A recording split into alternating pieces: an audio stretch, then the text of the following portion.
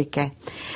Glede pa drugega vprašanja, ki ste ga postavili, mislim, da se starši ne zavedajo pomena razvijanja matematičnih spretnosti, tako kot se ne mogoče zavedajo tudi drugih spretnosti. Gre za vse tiste aktivnosti, kjer naj bi usposobili našega otroka, da bo v življenju, v življenjskih situacijah uspešen. Radi starši marsikaj naredimo namesto otroka. Ko govorimo o matematičnih spretnostih, običajno mislimo samo na računanje in takrat zamahnemo z roko in rečemo pravzaprav, saj se bo to naučil v šoli. Ker pa matematika ni zgolj računanje, danes sem že rekla, da gre za to, da bojo pravzaprav spoznavali neke odnose, številske odnose med pojavi in tako naprej, je pomembno, da v tej obdobju predšolskem in potem tudi v prvih 3 letih osnovne šole, da temu posvetimo več pozornosti in kot sem rekla, vedno naj izhajamo pravzaprav iz nekih življenjskih situacij, poskušamo pač otroka vključiti v vsakodnevno delo in ga pri tem seznanjamo s temi pojmi. Najraje pa seveda otrok te stvari počne skozi igro, kot smo tudi videli v tem prispevku. Ob vsem tem, kar nam pripovedujete, se mi nehote postavlja vseeno vprašanje, kako bi ravnali z otrokom, da ga ne bi prezgodaj silili v matematiko. Vsekakor moramo otroku prisluhniti, vendar jaz ne poznam primera, tudi bi rekla iz izkušnje s svojimi 5 otroki, da bi otrok v predšolskem obdobju nerad predšteval. Nerad šteje, če rečemo, recimo, štej do 10. Zelo rad bo pa prešteval kamenčke ob morju.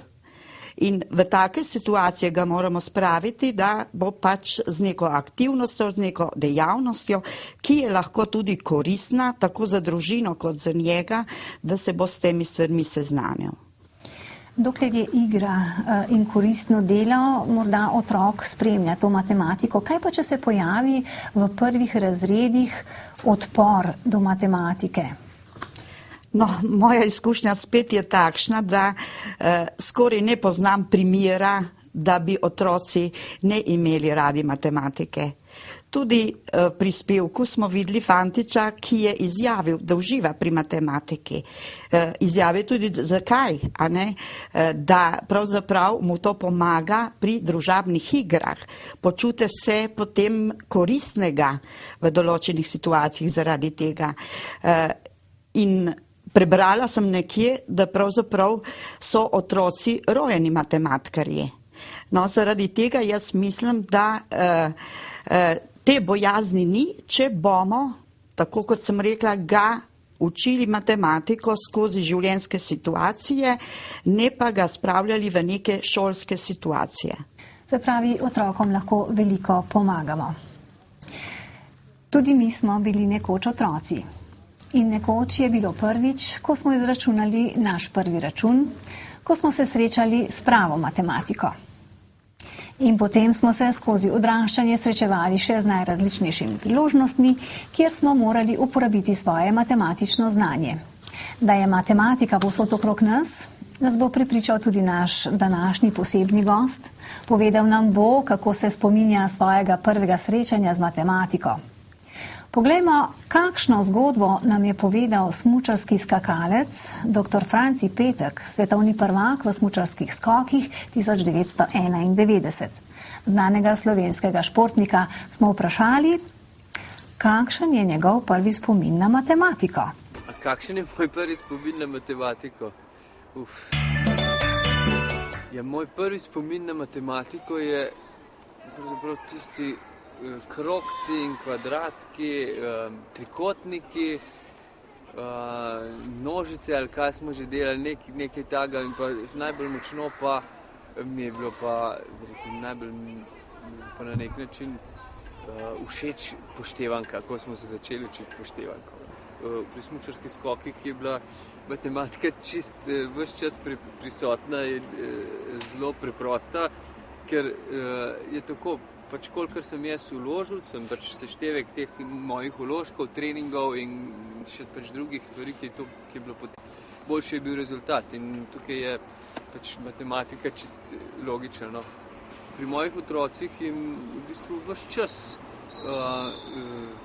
probamo nekako jih učiti, navajati na te osnovne matematične zadeve, kot so števila, 2 kocke, tukaj je velika skupina, več kock, manj kock. Potem z uro se zelo lepo da šteti, recimo, ne, da se čisto konkretno naučijo številke, kako so zapisane, pa štetje, ne vem, ne, dobiš 2 bombončka, on pa dobi enega. Toliko nam je o svojih prvih izkušnjah z matematiko zaupal znani športnik Franci Petek. Gospa Marija, kje pa so vaši spomini na matematiko? Kako ste se vi v življenju srečala z matematiko in potem učiteljica matematike postala? No, glede izkušnje z matematiko bi omenila recimo 2 stvari, eno pozitivno, eno pa tudi negativno.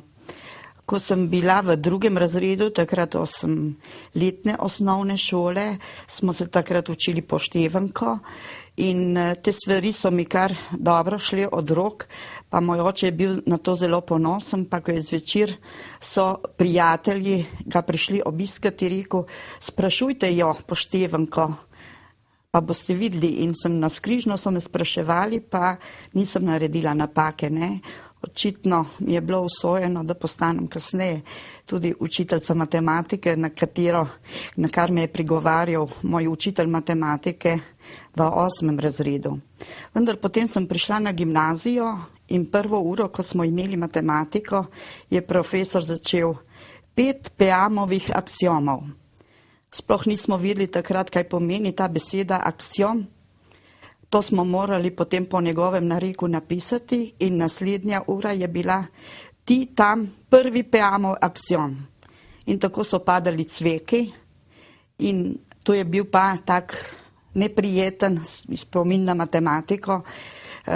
Jaz sicer sem se iz teh težav rešila, mnogim pa je zagrenil življenje s takim načinom. Kot smo slišali v našem izobraževalnem prispevku, so tudi starši, ki v matematiki niso tako vešči.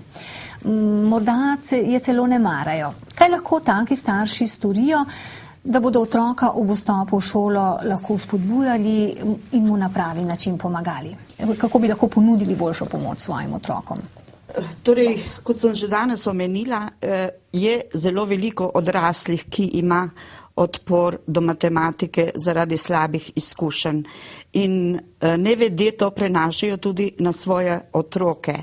Vendar v tem obdobju, predšolskem, prvih razredih osnovne šole, pa mislim, da je vsak izmed staršev sposoben otroku pomagati.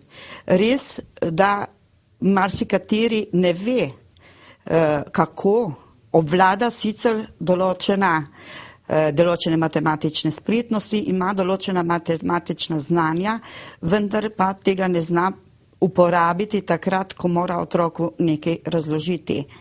No, zaradi tega mislim, da je zelo dobrodošel program BIPS, beremo in pišemo skupaj, in bi priporočala staršem, da se pozanimajo, kje se pač to izvaja in če menijo pač in imajo željo, da bi otrokom pomagali, da se v take programe tudi vključijo. Kot smo poudarjali že v naših prejšnjih oddajah, bo otrok, ki ima dobro razvite osnovne spretnosti, bolje napredoval. Zakaj je pomembno, da ima otrok za spoznavanje z matematiko razvite tudi bralne in govorne sposobnosti? Kako je to povezano, gospa Marija? Ponavadi se začnejo težave pri matematiki v prvih razredih osnovne šole, ko nastopajo besedilne naloge. Moja izkušnja je, da ne gre toliko za to, da bi otrok ne obvladal matematike pri teh nalogah, pač pa ne razume besedila. Ko sem razmišljala o tem, kako bi pomagali v takem primeru otroku, sem dejansko prišla do zaključka, da je najbolje, da poskušajo starši spodbujati otroka, da sestavlja sam besedilne naloge in potem tudi, da razlaga in pripoveduje, pravzaprav opiše postopek, kako bo takšno nalogo rešil. Zakaj je ravno matematika tisti predmet, ki ima v šoli najslabše ocene? Kako bi lahko pomagali in staršem in otrokom, da bi to premostili? No, v višjih razredih se običajno se pojavijo slabe ocene. Takrat večina izmed staršev težko pomaga otrokom. Mislim pa, da do tega ne bo prišlo, če bomo poskrbeli na tak način, kot smo se danes pogovarjali pri razvijanju matematičnih spretnosti v predšolskem obdobju in v prvih razredih osnovne šole. Predvsem pa je naša naloga, da tudi v tem obdobju poskrbimo in navadimo našega otroka na določen red. Red je v matematiki zelo pomemben. Se pravi, če še jaz pogledam nazaj, kar sva se pogovarjali, skozi igro, skozi koristno delo in red je tisto, ki pripelje do dobrih rezultatov v matematiki. Ali je še kje skrit še kakšen dober nasvet, ki nas bo pripeljal do boljših rezultatov, gospa Marija? Mogoče samo še enkrat, če povzamemo te današnje misli, predvsem starši naj se osvobodijo strahu pred matematiko, naj zaupajo vase, naj zaupajo tudi v svoje otroke, da so sposobni se naučiti matematike in da lahko postanejo matematični geniji. Kako? Poskrbite pač, da se bo vaš otrok pri matematiki zabaval, da se bo počutil koristnega oziroma da bo tisto, kar bo delal, smatral, da je potrebno za življenje, da se to nauči. Izkoristite vse priložnosti iz vsakdanjega življenja, ko greste na izlet, ko ste na vrtu, ko ste v kuhinji in seveda pri igri. Ni pa nujno, da za igro kupujete drage igrače, uporabljate vsakdanje predmete, zelo dobrodošle so pa pri matematiki kocke in igre s kockami. Gospa Marija, hvala za koristne nasvete. Hvala tudi vam za povabilo. Upam, če so bili pri televiziji tudi detki in babice, da so tudi oni kaj koristnega slišali in mislim, da so tudi oni nepogrešljivi tudi pri razvijanju matematičnih spretnosti pri naših malčkih.